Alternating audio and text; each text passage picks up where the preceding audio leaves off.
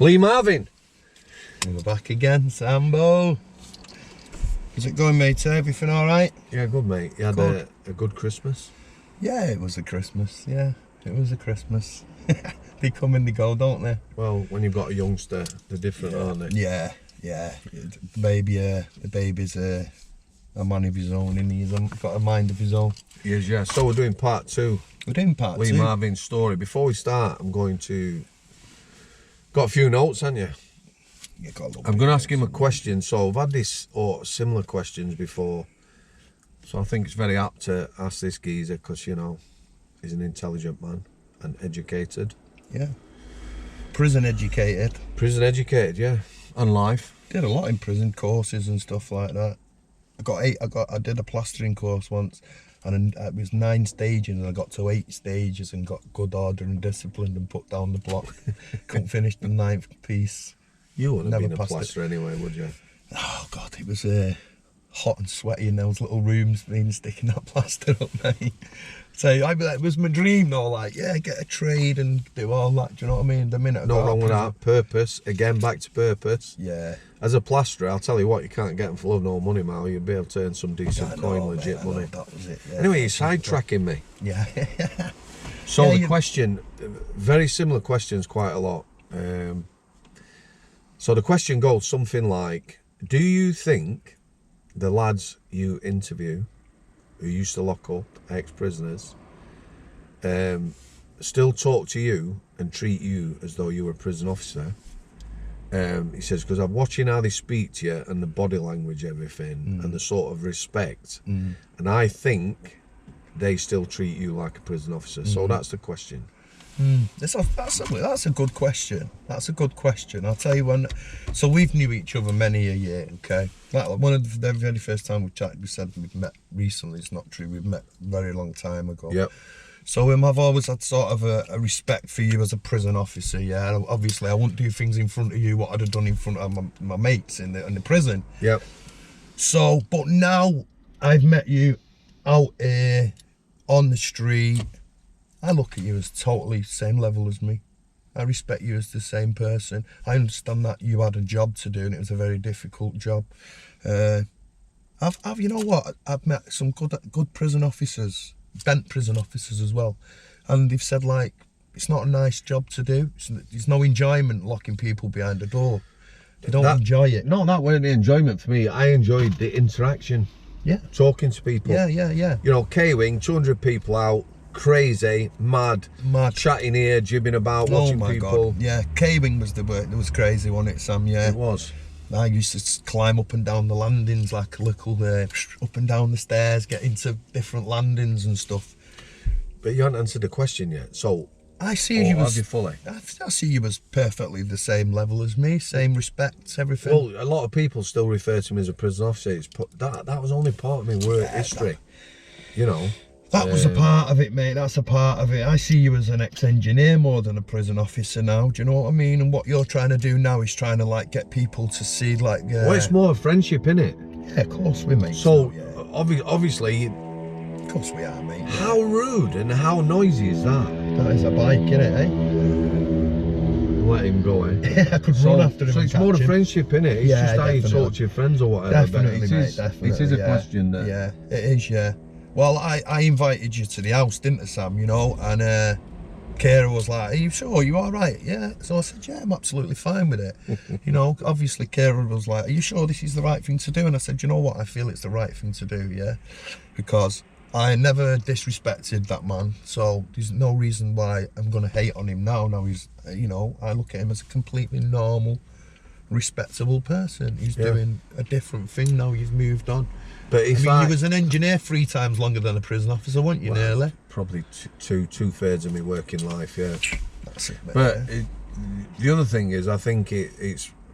Yes, but I to was be a prison truthful, officer. Yeah, it's more in a way, like say, all right, for example, if I met Holly, I'd kind of look up to Holly because I'd think, wow, she is a prison officer. So I do understand where the lines are. You're a prison governor, yeah. You have respect for people. That's it. Yeah, you've got to get a mutual respect for them. Yeah, but it's also respect for people for like. Well, I'll go back to what I was saying about if you're scared of the police, you're scared of your own shadow. It goes back to that, doesn't it? Why should I be scared of you? Like, fear for what? Like, you not got the keys to pull them out. You can't just go and put me in Strangeways, can you? Do you know what I'm saying, Sam? So, yeah, of course I have. you know, there's this respect there. You know, I understand what you used to do. You know, I didn't like being behind the door. I understood why I was getting put behind the door. Yeah. Do you know what I mean? Because Yeah. I needed to, yeah, because what I was doing was not worthy to be.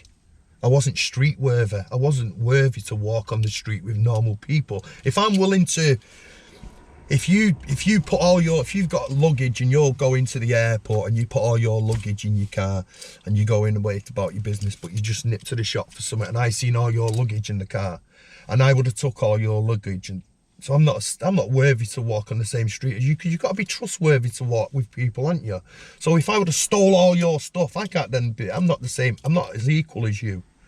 I'm not an equal. I wouldn't see myself as equal if I've got to steal off you. Do you know what I mean? Well, a lot of people wouldn't even consider that though, mate, would they? They just do the deed. They won't be looking at that So I always had a conscience, like when say when I was in town and I was with the working girls and would do like a street robbery, like she's just got a punter, I don't want her to have sex with the punter because I know she doesn't really want to, so I'll say to her, look, here's what we'll do, you take him down the entry there, I'll give it 5 minutes, put his pants round his ankles, I'll come round, pretend to be police, as I'm pretending to be police, you take his wallet and we'll skip off that way. But empty his wallet and give him his wallet back. Don't just run with his wallet, throw it in the canal. Because then when he goes home, he's got to explain to his wife where's his wallet gone. Same with the wedding ring, mate. I used to always be conscious of like not taking people's stuff. Like, if we was going to take the money, that's all we wanted was the money. We didn't want the credit cards, we didn't want the wallet, we didn't want the jewellery. You know, we just want cash. Do you know what I mean? Yeah. So I'll go back to what happened. So I was 17. I was in the clubs, I was selling pills, I was partying, I felt like an adult.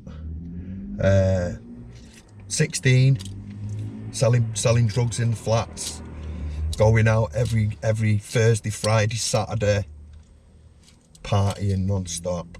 Were you well known? I was well known, yeah, I was getting even well at known. that age? Yeah, I was well known. I was well known because I was a drug dealer. So I had all the local lads who come to me and buy, because it's funny, I used to buy weed off a fella called Pedo. That was his nickname back then, yeah. So and he used to sell me big carrier bags of bushweed, yeah, and so in Ancoats, you want people who got bushweed and Ancoats, so I used to get carrier bags of bushweed off him. So I was selling bushweed, I was selling microdot LSD, I was selling clear window pane LSD, I was selling strawberry LSD, I was selling amphetamine paste, I was selling amphetamine powders, God, I was selling the pills. It was like, and the money was just going through my hands like water. I was going to ask, what did you do with the money? I spent it on fruit machines.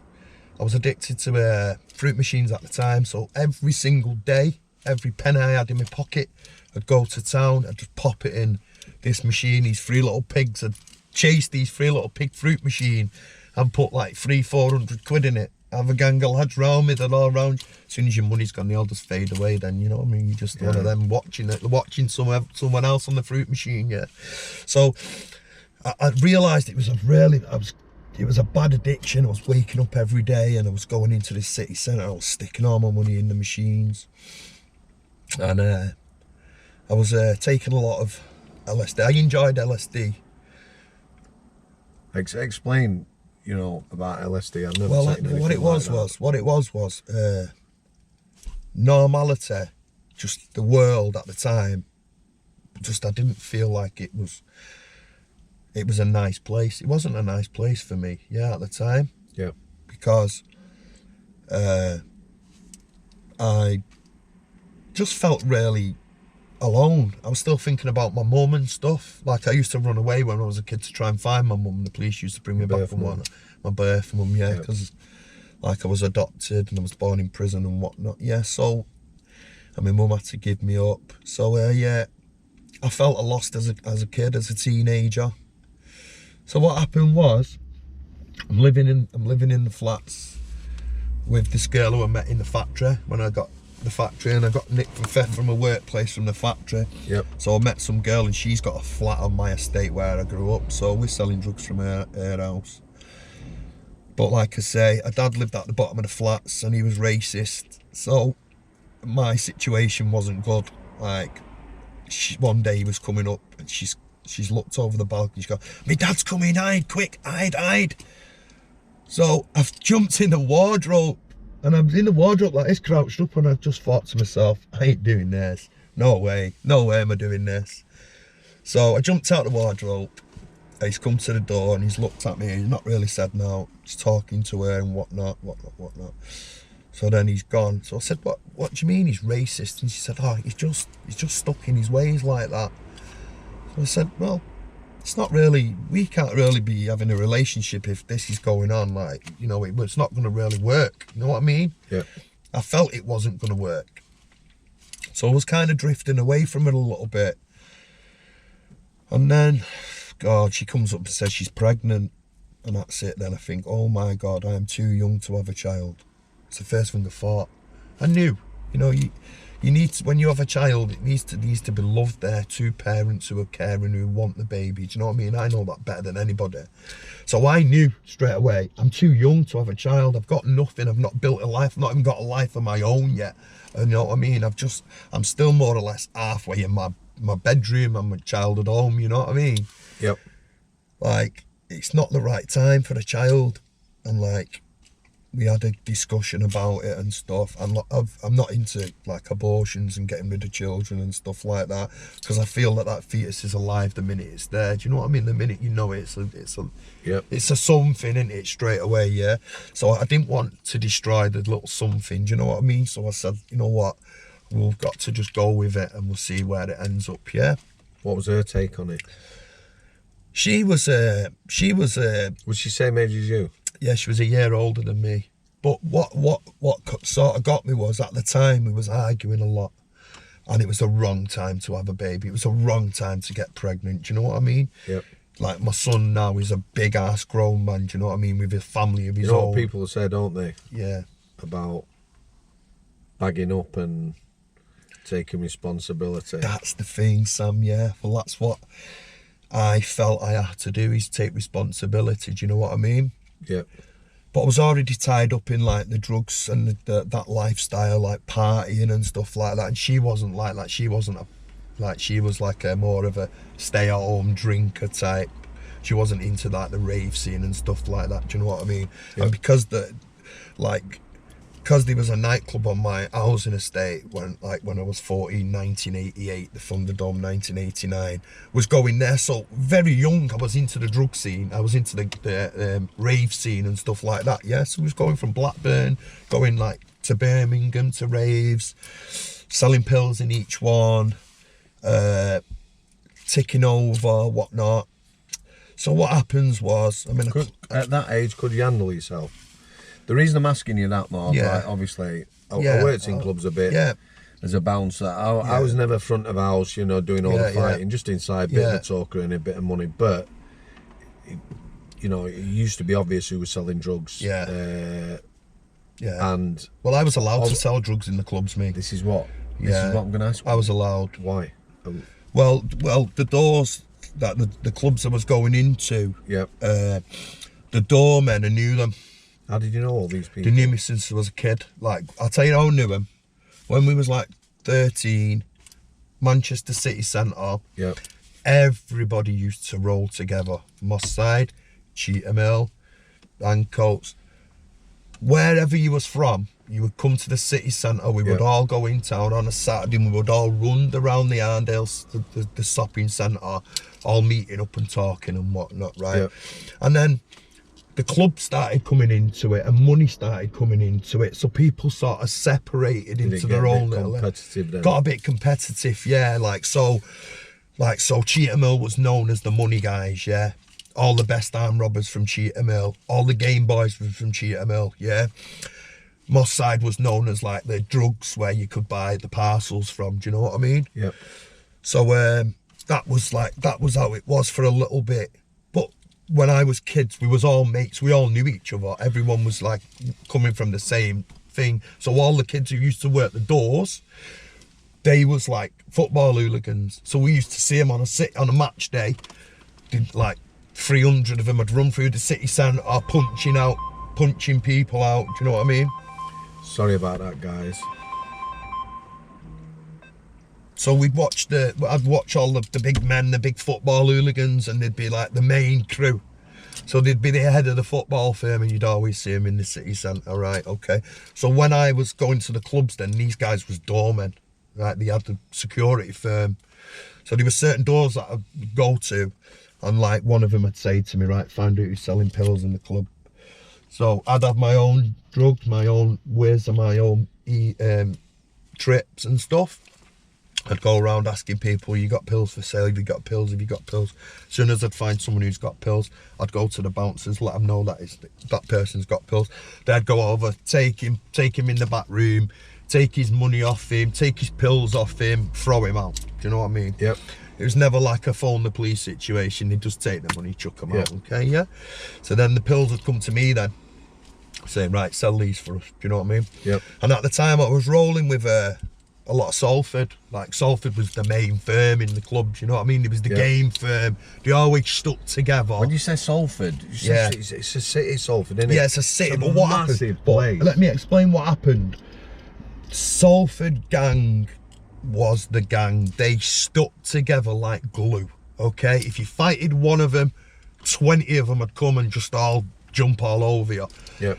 And everyone knew how strong they was together. So they built a good reputation quickly in the club scene, okay? Yep. So then they used to have raves in Salford as well. So they'd have like a big old block of flats. They'd put a sound system in there. They'd leave it boarded up. At the end of the club night, because there was no mobile phones and it was just word of mouth, everyone at the end of the night would say, right, where are we going raving, where are we going raving? There'd be 300 cars all parked up waiting to find somewhere to go. Would stop on the motorway, have a little dance and rave on the motorway, yeah? Just block the motorway off, have a rave on the motorway. Just for a buzz, all meet up and then we'd all go, right, where are we going now? And say, right, so say there was a rave in Salford. So we'd go to Salford, for example, one night, there was these 3 blocks of flats in like a U shape, okay, and it was all boarded up, and in the middle of it was this ground. So I like these illegal raves. Yeah, this was an illegal rave, yeah. So they said to us, right, it's all in this place here. So it was right opposite that McDonald's in Regent Street. You know where that is? Yeah, right. So right opposite there was these old block of flats, these flats. So it was in like a U shape, yeah. And in the middle of it was all this ground, like a grass verge. So 300 of us have all just stood there, and all of a sudden one of the boards has come off one of the empty flats. Another boards have come off another empty flat. So all the speakers are in there, all speakers in this side, DJ equipment this side, raves going. All the police come. Police are scared because these people start throwing bricks at them, you know, to keep them at a distance and stuff. Yeah. So we'd just keep them at a distance. Everyone would be raving, dancing away, and we'd just control the night for like 3, 4, 5 hours. Was there any trouble at these raves? No. Was it all like peace and love and that? It was peace and love. Never been to a rave, me, Mark. It was peace and love, yeah. It was pills, ease, because ease bring the love out on you. It's a love drug. Ecstasy is known as a love drug, okay? My mate he used to do a lot of ease. He said, it's a love drug. Ease are the one for you. It's the love drug. For me. Yeah. Well, what they're doing now in medical science are giving you micro doses of ecstasy because it brings out... Stabilise your mood, or... It's a mood stabiliser, yeah, it brings it out in you, okay? So you get a hit of love when you have a pill, yeah? So, and... it's very touchy-feely. Like, so say you like the icing on a cake. You feel like the icing. So your eyes are sparkling. Your eyes are big, you know. You're seeing things more clear. You're hearing things with lots of clarity. And that feeling of warmth in your body where you feel for somebody, you feel it a lot. Like you could give the biggest gangster going a hug. You know what I mean? You just feel like you just want to hug him, yeah? Instead of like, don't hurt, just love, yeah? So it was a lot of pills going on, but also people were scared of the firm, Salford, or... I'm going to ask about the money. Yeah, obviously, the money started coming into it, yeah. So what was happening was if you had a club, you're just a fella who's probably got it off his dad. Like say you owned it, it's passed down in the family, so your dad owned the nightclub, you've passed it down to you. And all of a sudden, you've got 2,500 people filling your club. It's £10 each. That's £25,000 in the club's office. So what had happened was the main boys, like main Salford, for example, I know there was, but I'm not naming names, so the main boys would go to the landlord and say, listen, we'll look after you, we'll protect the door, we'll make sure no one taxes the money. As long as we get a cut out of the takings. A lot of people would say, well, that's fair enough, you know what I mean? A lot of people would say that's fair enough. So they'd protect the money. They'd say, so say you're getting 25 grand, they'd take 5 for the protection. The fella's still paying his bills and whatnot. So it started, every club was getting asked to be protected, and not everyone would be willing to pay. Not everyone was willing to pay. So what had happened was a firm would go in, smash it up, just break it up, jump the counter, break up the bar. It was very organised, it was very clever, do you know what I mean? How they was doing it, like, so we'd go in a club, we'd just smash the club up. We'd just break it up to pieces, and just leave the club. And then obviously the boys would go to them later on in the evening and say, look, this is why it got smashed up. Either you pay us like protection or blah, blah, blah. So what was happening was you was either having Salford protecting it. If if the fella who owned the club didn't want Salford protecting it, he'd hire a security firm. So you had on the hacienda, you had Damien Noonan, big firm of like really hard men, and he sort of controlled that door. He got it, he had it nailed on, He'd let the gang members in, but he'd say to them all, see, because he was on your level, so he'd say to you, look, I'm letting you in, you don't have to pay, but don't fuck about in my club. Don't start stabbing people, don't start fighting with people. You know, people want a nice night, do you know what I mean? What was the atmosphere in like these clubs? So the atmosphere was all love, but then at the fringes, you'd have these guys who'd come in like fully dressed, big coats on. So there was things going on behind the scenes. So say if a door was given to Salford, all the Moss Side or Cheetah Mill, they wanted it then. They was like, nah, we're not letting Salford run it. So there was little fights going on behind the scenes. So even though it was this lovey, party, happy vibe, there was this murky underseed round it. So one day I'm in Conspiracy nightclub. I'm dancing in a little tiny room. So Conspiracy nightclub was underground, and there was a series of rooms, and every room had a DJ in it. Okay, so there was a room, what was Salford's room, so Salford used to have the music, the rave, and they packed out. And one day there was this, I don't know, well I do know, it was like this war had happened behind the scenes, and the guns was coming in the club that night. So I'll never forget it. I've got my little raving hoodie on. I'm dancing on the dance floor. I look to one side. There's like 8 men dressed in black, long coats on. Naming no names. Cheetah Mill. Opposite, there's loads of men in black with long coats on. Moss Side. And I'm looking at them both thinking, wow. And someone said to me, get off the dance floor, right? But I'm young and naive. How old are you then? When that happened, that particular night at Conspiracy was 1990, so I was 16. So I was dancing, and there's this vibe, and I see this fella who I know we were used to hang around with in the town centre when we was kids, He's dead now. Main Cheetah Mill boy, big reputation. So they're all stood there, and these are all stood here, and you could just tell they've got the fingers on the triggers, And I don't know what stopped it, but I won't come off the dance floor. I'm just like raving, because I was a little cheeky raver, because I was a drug dealer as well. I was well known. You were naive? I was naive to that situation, because I could have just got shot in a crossfire, because it was looking like he was just going to stand shooting at each other. But I think why they didn't do it, it was too close.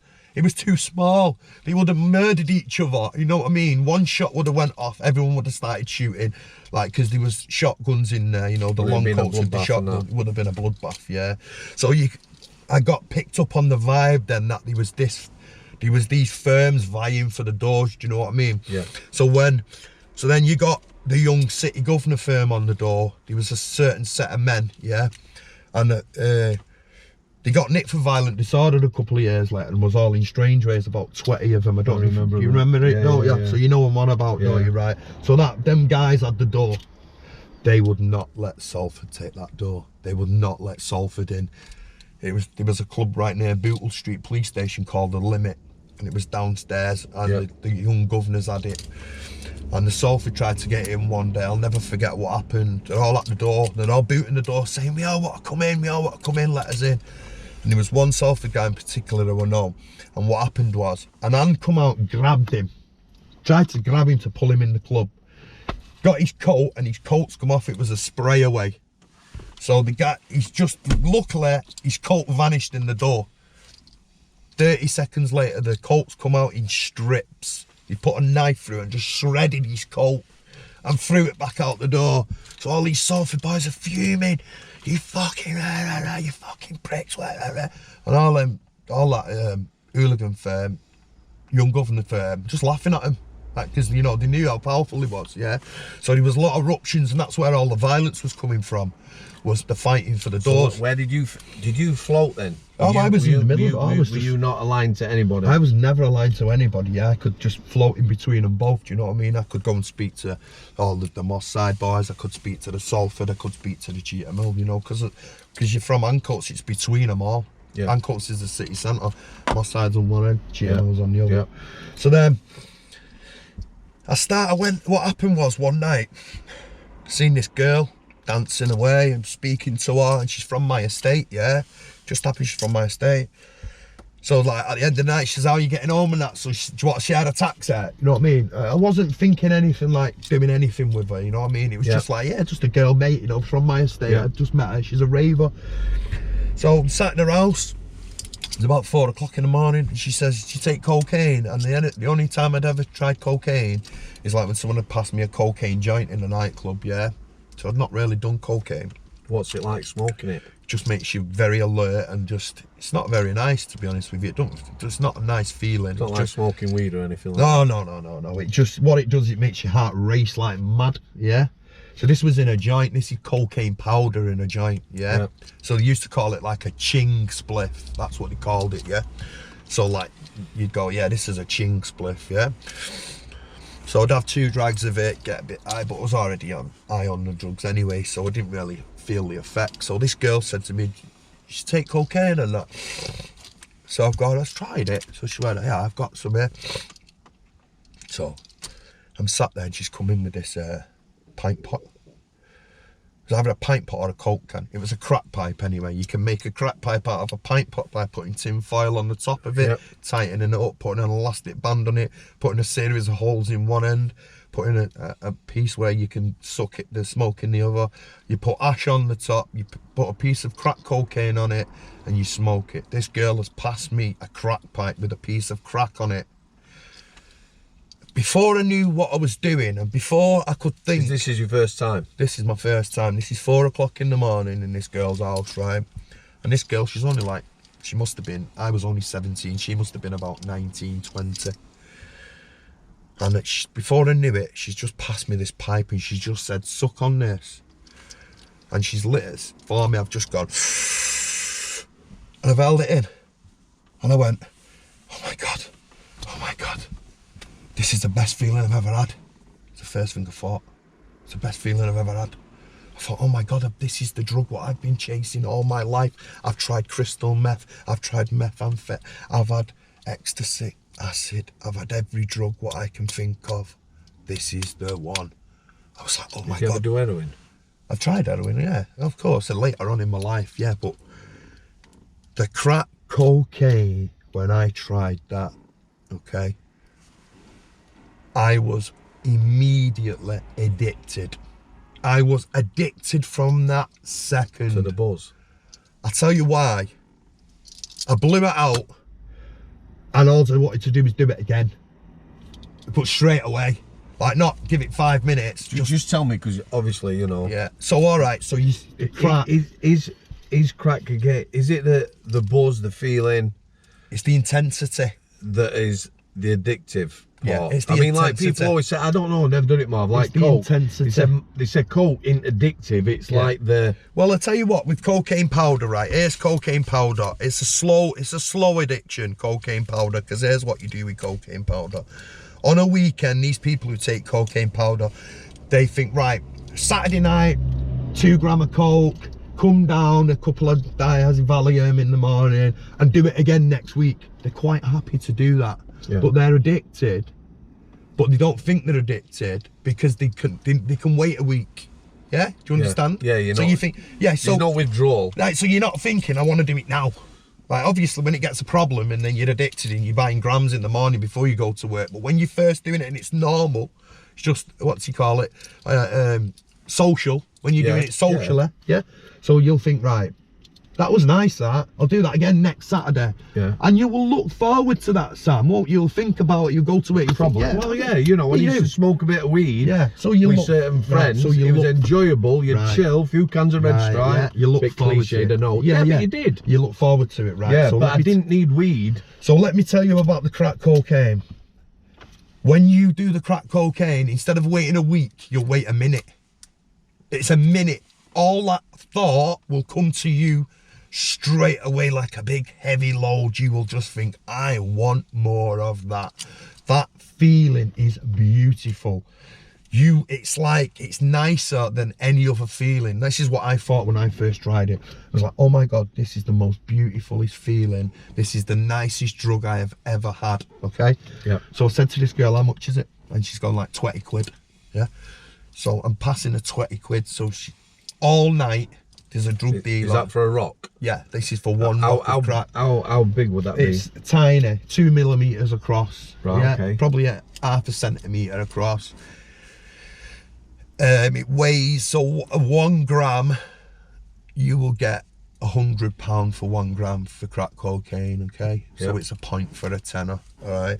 And every go of that pipe is 1 point, so that's £10 Does a it go. burn up instantly? Oh, well, yeah, it just melts as quick as you put a lighter to it, yeah? It melts into the ash, it evaporates, it breaks down, it goes into a smoke, yeah? You waste half of it on it because you're not doing it proper, but that's another story. But the way we do it, we use a lighter and ash, yeah? Some people use a pure wire wool and stuff like that. With London, you use wire wool in the crack pipe instead of ash. What do you use wire wool for? So they get a glass pipe and they push wire wool into it, so the crack cocaine melts through the wire wool, the heat breaks it all up, so that intensity hits you straight away. So you're burning more of it? You burn it, it's just burning more efficiently, so it's burning right through.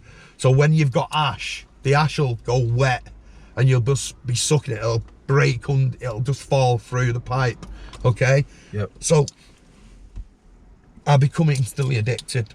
I was instantly addicted. I knew it.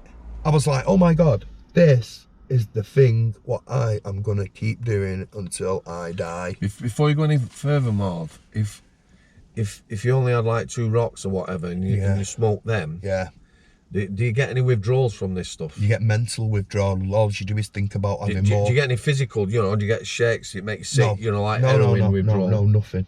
You just want it. It's just a mental addiction, but it's so addictive. It is so addictive. I cannot stress, don't touch crack. Can I ask you then? Don't try it. Because I want to know these things, understand them, right? Obviously they have crystal meth in America So crazy. crystal meth is... So what's the difference between crystal meth and... So I thought, what is it? So I started separating it. And because at the time I was smoking weed, I just put a lighter to it and it melted. And I thought, it melts so it can burn. So me, a wrap a spliff, put loads of this crystal meth in it. Oh my God. This is before I'd even tried crack. It was real nice. It was Moorish. At the time, I didn't realise how close to crack cocaine it was. When I tried that crack that first time, the first thing what come to my head as well was, that's what crystal meth's like then. That's that weird chemically sort of wanting more. It's the same want. You get the same feel off it. It's the same intensity, okay? So I think what it is it's just free-based, pure, hitty, crystallized, you know what I mean, melting stuff. I have no idea. Yeah, I'm but understanding. I'm understanding what yeah. it is now. Yeah. However, I have absolutely no idea. I can't imagine the sort of, you know, the hit or anything like that. Yeah. So it's a very, very addictive drug. Very, very Moorish. Tastes delicious. Okay. Does the most. What do you mean it tastes delicious? It's got a delicious taste to it. It makes your mouth water. You cannot stop spitting. The minute you inhale it, your mouth will just liquidize. Yeah, so your brain's telling you you've just tasted the nicest thing you've ever tasted. Is this your interpretation? No, this is what happens to everyone. The same. I'm telling you what happens when you hit a pipe of crack cocaine. Yeah. It will hit you. You will feel like you've just hit heaven.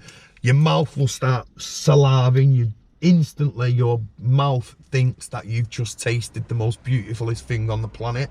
Your smell is all up the roof because you're smelling this beautiful thing what's also hitting your brain. I'm just imagining chemicals, me. I can't imagine. But just imagine wanting something, yeah, and that want being amplified by 1,000. Yeah, so you want it, but you want it, and you will do anything because you want that. So when you're high on crack cocaine and you've gotten on, you will literally do anything. You will do anything to go and get more. Yeah, it's so addictive. And I learnt that when I was young. So what happened to me was, the first thing I did was, where can I buy more of it from? Got rid of that girl, went to my best mate's house, said, bro, you think them pills were strong last night? Check this out. Try this. And I give it my mate to try. And it was, oh my God. It just wasn't thinking. Didn't know about addictive drugs, how addictive some drugs can be. I thought back to the Sun newspaper a couple of years before, and they was talking about crack, saying it's the most addictive drug on the planet. It's going to sweep, it's going to invade Britain, and Britain's going to become a crime hotspot. They said that about crystal meth as well, didn't they? Yeah, they did, yeah. And crack did kind of do that, Sam, because when I started smoking crack, there was not many people doing it, but there was enough to keep it going if you had a drug business, okay? Yeah. So in my estate, you couldn't buy crack cocaine after 10 o'clock at night. The drug dealer used to switch his phone off and he just wouldn't answer his phone, okay? Yep. So even he's selling it, doesn't realise how addictive it is. You'll buy it all night long because you'd leave your phone on. Nowadays, they've got a 24-hour phone line. At the time, this guy would switch off at 10 o'clock at night, okay? Me and my mate knew him, so what we'd do, we'd buy 100 quid worth each. This is a daily thing, 100 quid worth each. And say, buy a few Valium, so just before your crack's running out, you take a few Valium so that urge, that want, so you don't go out and spend all your money, so you Valiumed up, you wave it then. By the time your crack's run out, the Valium's hit you, you're kind of coming down, you're not got that urge to go out. So he would do that, but I wouldn't. He was more cleverer than me. He knew to always have tablets, Valium around him. Yeah. So when his crack was running out, he'd take a few Valium. By the time it's run out, he'd fall asleep. You know what I mean? He can normalise the next day, then he can work normal. Does it have that effect? You know, you think of nothing else. But can you sleep after taking it? No, you're wide awake. All you do is want more. Is it like whiz? Yeah. If you take too much. Yeah. It's just the same. You are just high wanting more. But that one, I cannot express how addictive it is. It will make you scream that you want more. I tell you what, I'll never forget the feeling I used to get. So I'd spend 200 quid on crack. I'd sit on my own in a flat, empty flat. I'd smoke it, 200 quid worth in like an afternoon, 3 hours, £200 worth gone. And I would sit there depressed. I'd think to myself, what have I just done? This is when I first started smoking it, right? Yeah. I think, what have I just done? I've just spent all my money. My God, I could have bought a pair of trainers with that. I could have bought a pair of trainers and a coat with that. I can't believe I've just spent it. I can't believe it. And I think that. Am I going to spend more? Am I going to spend more? And then I think, no, don't spend more. And I'd be battling myself every single day. This is what I'd do. I would battle that addiction on a daily. Like, don't buy more. You know, I was selling drugs and the money, I was like, fuck it, I'm just going to buy more. So me and my mate agreed not to buy it after 10 o'clock. But what was I doing? I was going to Moss Side and buying it on the sly and going back to my flat, sitting there smoking 300-400 quid in a night. Did you not want to be sociable? No. I sort of just went, it was so addictive, it was so nice, it was the best feeling. I had no one to answer to, Sam. I had nobody to answer to. So how were you making your money then? You were selling? I was selling drugs from the flat, and then the money what I was making, I was spending it on crack. So what happened was, she's pregnant, I'm smoking crack in the flat, she's at her mum's, yeah, because she's pregnant. It's like Does her it mum's leave a support. smell? Yeah, it leaves a bad smell. So here's what happened. When she was younger, she was seeing some guy who was a crackhead. Yep. But she never told me this is what happened. So I'm smoking crack in the flat and she's walked in and she started going, what are you doing? You're gonna be addicted to that. Do you know what that is? And she's knocked it all off all over the floor and I'm going, what have you done? You fire, you idiot. And she's standing on it going, do you know what it is? Do you know what it is? You're gonna be an addict. You're gonna be an addict. And I'm going, I'm a fuck you idiot. But in my brain I'm thinking, she's right. I'm an addict already. Every penny I've got, I'm fucking going and buying it. At that point, how long have you been using it? Weeks, days. Literally. She's gone, what, you're gonna be an addict? Do you know what that is? Crack cocaine. And then I remembered that song, the record, when I was a body popper, white lines running through my mind. The more I see, the more I do. Marv, don't give up your day job. My God, no, I won't be a singer, Sam, but you know what, yeah? Yeah. That song, the police are there, stopped right in front of us, yeah. Yeah, they're watching us again. Yeah, they are watching us again. Well, they'll be watching you, not me. Yeah, I know it's me, mate. It's because but I'm not active though. I'm not an active criminal now. It's just my past. Do they know who you are around? They know who I am, but they wouldn't pull me on their own like that. They don't pull me like that. They come with like a squad. Like they won't just come on their own. Like you won't see a constable just stop and pull me. Doesn't happen. They see who I am, and then they listen. I want to touch on this. We'll go back to white lines. I won't let you lose your train of thought. Yeah, right? no. We just talked about this briefly before. And I understand why you don't want to come across, because I said, did you have a reputation? Like we well known. Yeah. So obviously you were. I know that from prison. Yeah.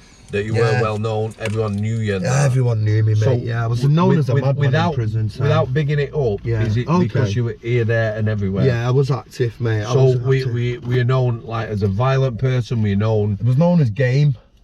I was game. I was addicted to crack. I'd do anything for it. Right, explain that. Explain what that means to people. So I'm game. Game. So meaning when you game, it means like you will literally. If someone says to you, "Do you want to go and take that drug dealer's money off him?" Or do you want to like?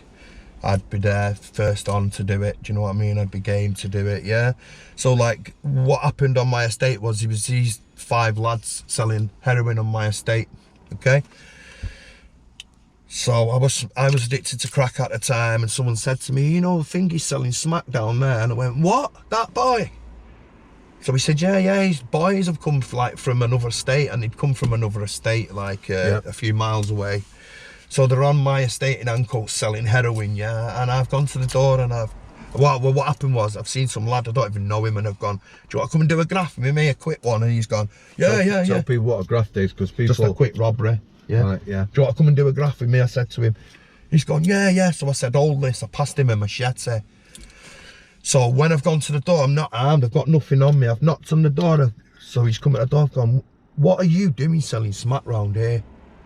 And he's gone, oh, there's loads of people doing it. I said, what? I said, I've walked in, there's 5 of them sat in the house. Drug phones there.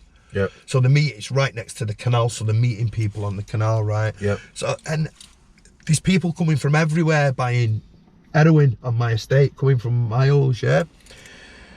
So I'm not having it. I say, nah, I'm not having this, mate. You are not selling on my estate. So I took a bracelet off one of them. Was that like a moral judgment? Yeah, it's a moral judgment. I didn't want him selling heroin. At the same time, I wanted the money because it was my birthday. Yeah, I was going to say, people will say, so you're making a moral judgment. I did 2 things. I killed 2 birds with 1 stone, really. I wanted the money. I didn't want him selling heroin on my estate. So I went to the house, 5 of them in the house, fucking grabbing them. What are you doing? You better not come round here again. One of them had the bracelet on, took that off him. Pile of money on the side, took the money, took the drugs, walked out the back door. The lad, unbeknown to me, who I was with, threw the machete in the back garden. So about 2 days later, bam, I get rushed. Police nip me for robbery, okay? Yep. Getting questioned, thinking, what, robbery? What the fuck, robbery? Question me for robbery. They're asking me about this guy. I'm like, are you kidding me? He's made a statement. He's pulling the police against me. So, off tape, the cop, I'm like that to the cop, are you fucking kidding me, mate, yeah?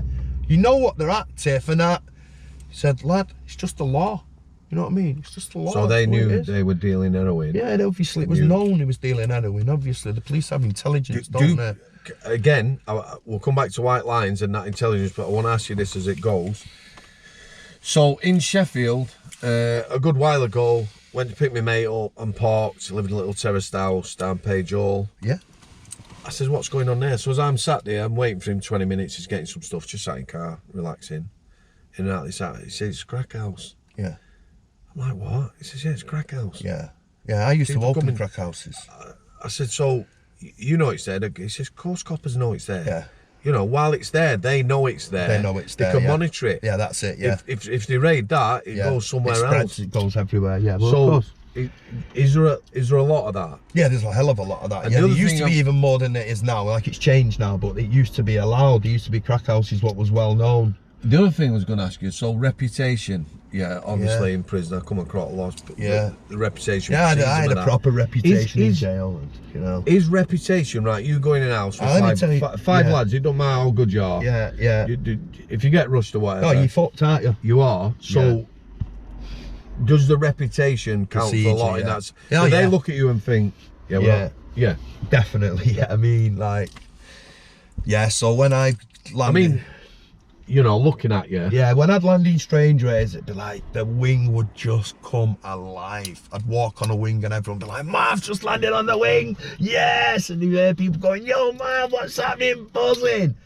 And then someone would press a bell and someone would vanish. And I'd be like, why has he gone on the numbers? They're like, oh, he's in debt, Marvin. He knows a debt man, the fucking debt collector on the wing. And Mr. Burt would be like, so I'll explain to you what had happened, right? So, say if you're a kid and you've got a link on the out, but you're just like, so a true sense of a man comes when he hits prison.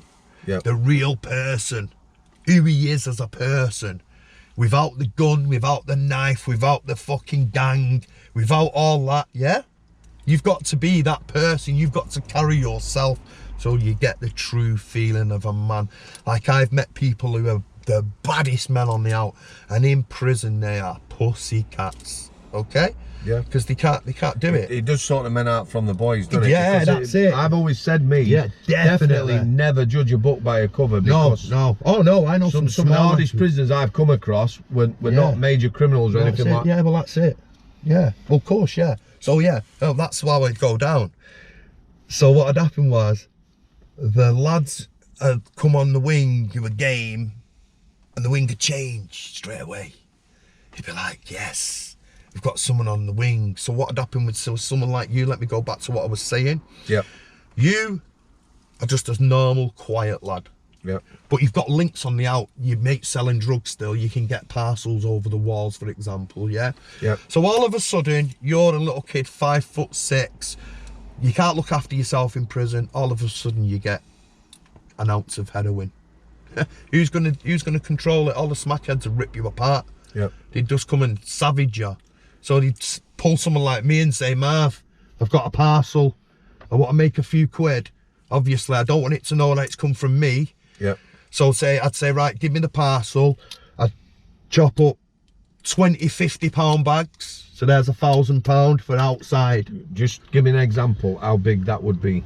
Just 0.2. About a tiniest, but about, it'd be a tiny amount of heroin for 50 quid. Quantify the equivalent of a pea? Nah, half the size of a pea. Really? Yeah, about half the size of a how pea much would worth that of be powder. worth? 50 quid. So I'd get the wraps and I'd make off 1 gram of heroin. I'd probably make 6 £50 things off it and 10 £10 bags. Did you do the right thing by the little 5'6" geezer? Oh yeah. Oh yeah, I'd always make sure he was right, yeah. I'd make sure that he'd have his bits for the money for the out to pay whatever he's got to pay. Yep. I'd make sure he's got all his little bits for his canteens, and I would make sure that it all gets collected in. So in prison, you're still, you're not aligned to anyone still. No. So I'm just moving and in shaking. every corner, really. Every corner, mate, yeah. So, for example, you'd get Scousers who would land, who were well known in Liverpool, but in Manchester, they're not well known. No. But I'd understand what had happened, so I'd always get onto it. I'd know that it was the boys, and I'd always say, like, to the other lads, don't be doing that to them, like, leave them alone, do you know what I mean? Like, don't start, like, bullying them and whatnot, and don't take all the shit. Because you'd see them come on, 2 young kids, like, I remember the 2 biggest boys in Liverpool, like, the hand grenade business and all these major drug dealers. So they come in Forest Bank one day, what's happened was they'd been robbed off another wing.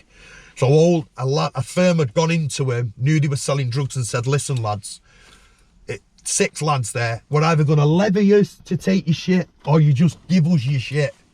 Yeah? Yep. These are all like smackheads. So the guy's gone, listen, you can have this shit, but don't take the phone. But phones are valuable in prison. The Oldham firm took the phone as well. It was the biggest mistake they ever did. Because the Scousers moved off the wing, come onto our wing. So I was on the wing with these major Salford armed robbers at the time, yeah. Good friends with them and stuff. I probably know more. You know who you are, yeah. So yeah, you know who they are. So at the time it was like, Salford didn't know the Salford boys. I would be that link. I'd say to the Scousers, yeah, this is blah blah, and I'd say to blah blah, this is blah blah. You mean the Scousers didn't know the Salford boys? Yeah, so they'd always be it'd be like a standoffish thing, and I was the one who always soften it. I'd be like, lads, come and sit down with us, like, you know what I mean, and get the links going, yeah. And because I got the links going, I'd always get the backhanded, so I'd be saying to the lads, lad, get a couple of grams of crack through on that parcel for us. For me, don't be tight. You know what I mean? And the Salford kids would be like, Marv, you little fool, you raging for that? You mad for that crack, aren't you? I'd be like, there, get us a piece of crack. They'd get me crack, and they'd be like, let us watch you do it. And they'd just buzz off you doing it, like watching you smoking Right, when crack. you take it, obviously Spice, we'll talk about this later, but Spice, you know, bad, bam, people aiming for, they've gone. Oh my God, is crack like that, or is it just... The crack is just moreish. You will start searching the floor. What? If I were watching you now, and you... Oh, if you see me have a hit of crack, you would notice the change in me straight away. But you know, you're not going crazy, you're not... No, what had happened was you change straight away, like your body, the way you would be, you would change. You wouldn't start talking to you, be in your own little zone.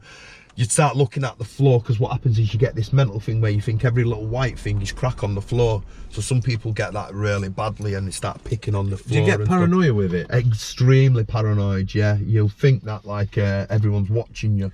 While you're on it or after? While you're on it. I got crack, I literally got crack cocaine psychosis off it in the end. So how did you feel if people are wanting to watch and buzz off you? Yeah, you just let them. Are you not paranoid? No, at the time when the kids, I think it's good friends, as it were. When the kids from Salford said to me, let us watch you doing it, like it was like a buzz. Yeah, come on man, watch me do it. And I'm just pure happy that they've got me the parcel, do you know what I mean? Yeah, so the Oldham lads like had been robbed, the 2 Scousers got robbed for all the shit. So they come to me and said, Marv, listen, these Oldham firm have robbed us, can you get our phone back? I said, fucking right I can. I've gone to one of the staff, let me off the wing a minute. I've gone to the doors, I've started banging on the doors, said to some kid, you better tell that kid to get that phone in now. And they're like, Marv, and I said, I don't want to ask about the smack. The smack's been smoked, get me the fucking phone now. Because the phone was where the guy was using it to get the parcels through over the wall. So Forest Bank was getting the biggest parcels through over continuously. It was out of control, you know, and that phone was one of the phones where they needed to direct the boys, do you know what I mean? Yep. So like, that phone needed to come back, like, yep. So I went, listen, get the phone back. The phone just come back to me straight away. And like, it was one of them then. These Oldham kids said to me, anyone on that fucking billet, I think it was B2 or something, anyone on that B2, if you catch him in that fucking medical centre, give him a crack, yeah? And every time you give him a crack, I give it a quarter of bud. Like they had hash. Because you used to get 9 ounces of hash through over the wall at a time. Are they talking about you giving the Oldham boys a crack? Yeah. Right. Give him a backhander who robbed me. Right, yeah, okay. so they got robbed off the old... So So what I used to do is, as soon as they shout medical, I'd blew up to B2 to near the billet, and I'd watch who's coming off there. And when they go into the medical centre, I'd go, lad, I know your face. Are you from Oldham? Yeah, I'm from Oldham. And bang, you little prick, you fucking robbed my mate, them scousers. I'm sorry, man. Hey, just explain, will you? Because people listening to this, in prison, like when I worked at Forest Bank, when you're talking about getting off the wing, like I didn't let people off the wing, but I've seen staff, you know, some don't go up like yourself, and they're good at, and a lot of staff there really young, scared, they just let you off. They'll just go up and say it's lockdown as well, and they just let you off. Yeah, that's what I get people with me. coming up to me. I remember a kid once come up with a bandage. I need to go to healthcare. Yeah. What for? Change this. Go away. He's trying to get off the wing for the black. Trying to do something. But people used to be jibbing about off the wings, didn't they? Oh yeah, it was crazy. Yeah, it was. I mean, you were limited where you could go. Yeah. But it did happen, didn't it? It happened a lot. Yeah, there was a hell of a lot of drugs in Forest Bank. My God, there was a lot of money in Forest Bank. Because what happens is, phones. I'll tell you another one. I'll tell you another thing. If you've got a lot of money and you're in prison and you like to smoke weed, you can get the weed in prison, but you're paying for it. Do you know what I mean? A £10 piece of hash is costing you £50 in the prison. You know what I mean? Yep. And especially now it's non-smoking, it's even harder. Half ounce of tobacco costs £50 now.